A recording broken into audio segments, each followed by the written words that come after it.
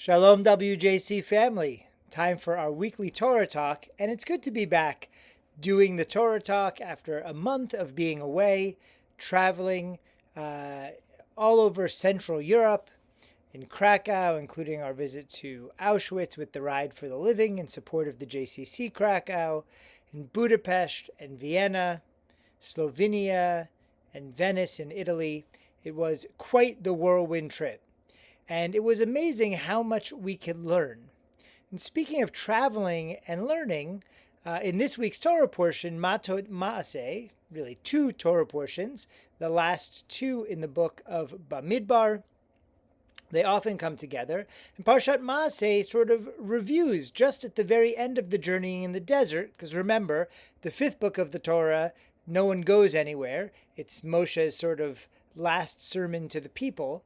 So the very last thing it does, or among the very last things that the motion of the story does, is review all the places that they've been. It reviews 42 stops along the way, 42 encampments over the 40 years of traveling.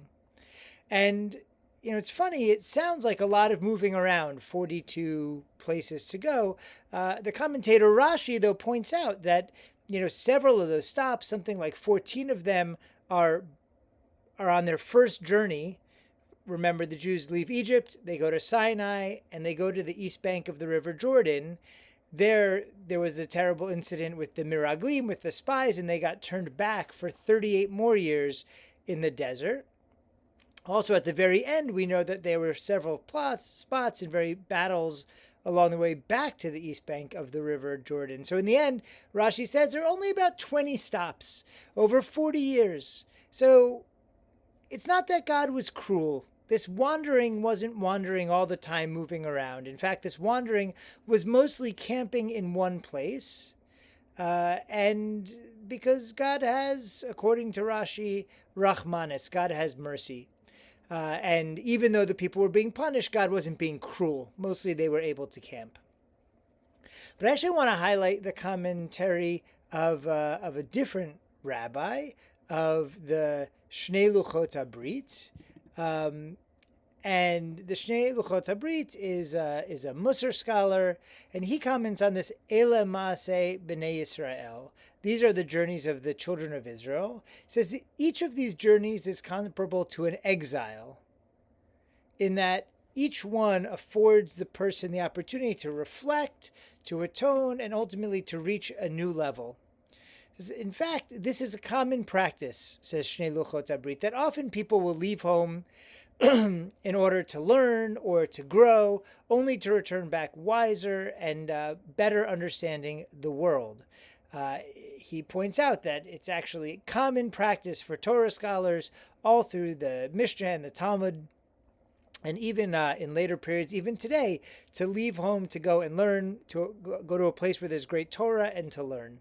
And I really felt like Tammy and I were able to tap into this spirit as we traveled around Central Europe. We learned all kinds of simple and complicated lessons. Simple, like in Krakow, we went to the synagogue and the and sort of the area where lived a rabbi named Moshe Isserles, very well known. He is the one who wrote the Ashkenazic glosses on the Shulchan Aruch, which was composed by Yosef Karo. And he was one of the great halachic scholars of his time around the late 1500s. He also lived a very long time. That's something I learned. He was very young. He lived in Krakow, but there they did not call him the Ramah, which stands for Rabbi Moshe Isserles. Why? Because they were Galicianers, because they spoke in a different dialect of Yiddish with very different sounding vowels. And so they started talking about this rabbi called the Rimu. And I was like, who is Rimu? How could this, they telling all these stories, this great rabbi? And finally it clicked. This is the rabbi I call the Ramah. Everybody calls him the Ramah. But we shouldn't, right? If they called him Ramu in the place where he was from, then we are missing something when we say his name, when we read his works in the wrong dialect, just like when we read the Torah in a language other than Hebrew. We do it for our own understanding, but we're missing something if we don't understand the Hebrew. It's why it's so important that we learn the Hebrew. So here's just a little side, simple lesson about bothering to find out the background and the culture of where our teachers are from to understand the basis of their guidance.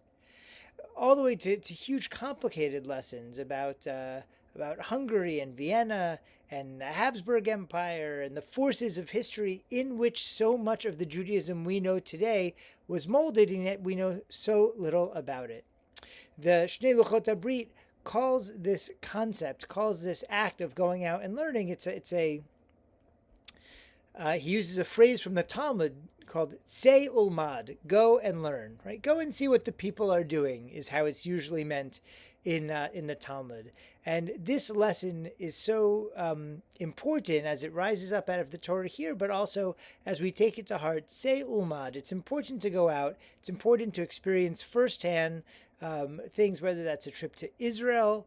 And things are tense right now in Israel, and we're praying for the well-being and the safety of all of the people there,